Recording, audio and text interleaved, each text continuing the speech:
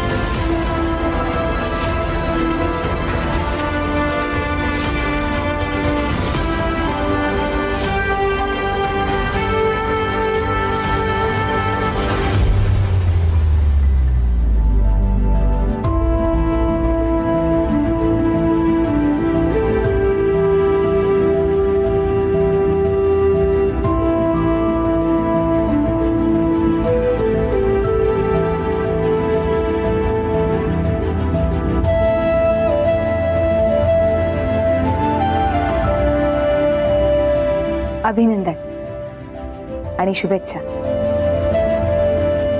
Thank you.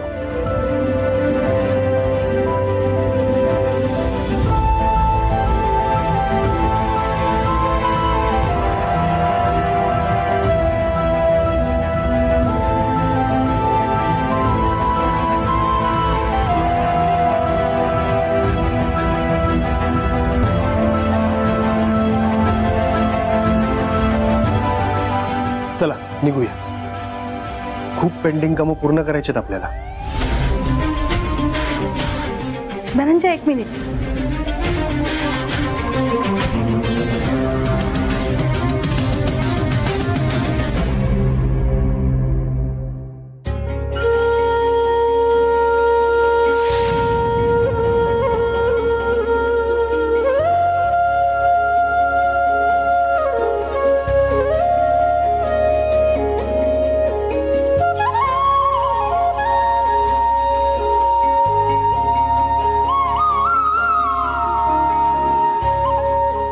चला.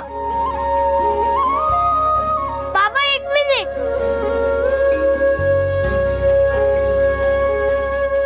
आरोह, काय झालं?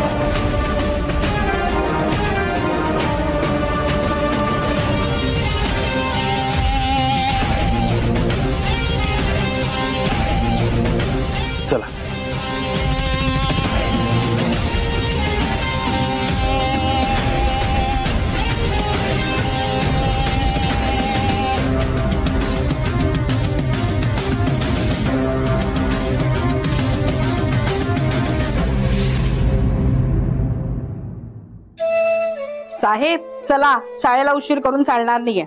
जा तयारी कर.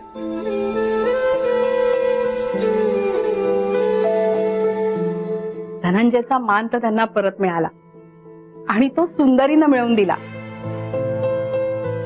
देवा, आता एकच प्रार्थना आहे, या दोघांची मनं अशीच जुळू देत. काय अहो, काय सांगताय काय साधनाताई? खरंच? अहो नाही नाही हो, धनंजय निर्दोषच होते. सरूने ते सिद्ध केलं एवढंच. बघा देव आता सगळं जुळून आणायला लागलाय की नाही. आता तर धनंजयवर लागलेला डाग पण पुसून गेला बघा. होय ना? हे बघा, आता आपण उशीर नाही करायचा बर का. हा हा होय, आता की नाही आपण भेटूनच ठरवूया मुलांसमोर कसा विषय काढायचा ते. चालतंय की. Bye bye.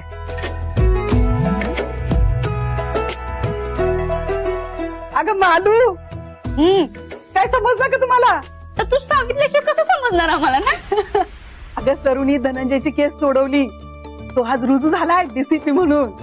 अगं काय सांगतीस, एवढी मोठी न्यूज आहे ही. बर का मामी, अहो ह्याच गुड न्यूज बद्दल बोलत होते काल जेवताना दोघ जण.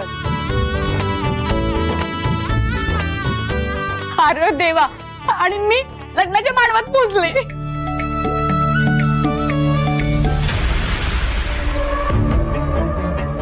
शशी आजी, अगं तुझं का तोंड पडले?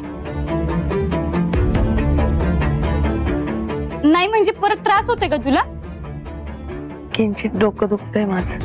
अगं एवढंच ना, आता लग्न कार्याची सनई वाजली ना, तुझी डोकेदुखी अशी जाईल. काय आजी? प्रश्नच नाही.